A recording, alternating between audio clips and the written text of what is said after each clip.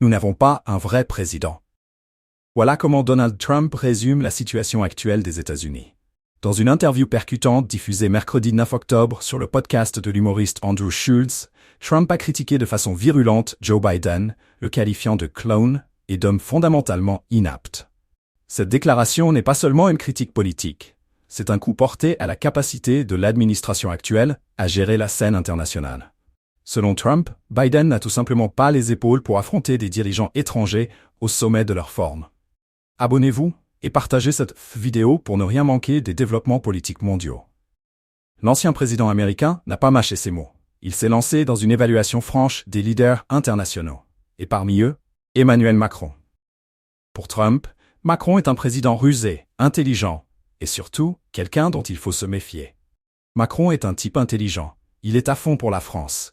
Il vous dépouillerait si vous ne faisiez pas attention, a déclaré Trump sans détour. Ces paroles montrent à quel point l'ex-président perçoit le chef de l'État français comme un adversaire redoutable, capable de défendre les intérêts de son pays avec une habileté calculée. Trump va plus loin en soulignant que pour faire face à des dirigeants aussi durs et intelligents, il faut un président américain à leur hauteur. Et pour lui, cette personne, c'est Donald Trump lui-même.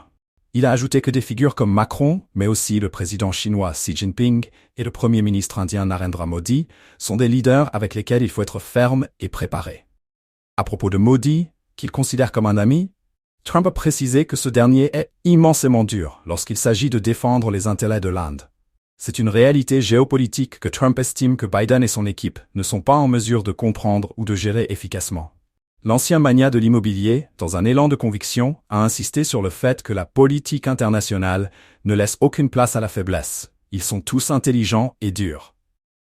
Certains d'entre eux sont de bonnes personnes, d'autres non, mais ils sont tous au top de leur forme, a-t-il martelé. Ces propos illustrent une vision du monde où les relations internationales sont un terrain de jeu réservé aux plus forts, aux plus stratèges, et où les États-Unis, sous la direction de Biden, risquent de se faire dépasser. Mais les attaques de Trump ne se sont pas arrêtées à Biden. La vice-présidente Kamala Harris en a également pris pour son grade. S'il juge Biden inapte, il se montre encore plus acerbe envers Harris. Pour lui, elle n'a aucune capacité à défendre les États-Unis, ni à comprendre la gravité des menaces auxquelles le pays fait face, notamment la menace nucléaire.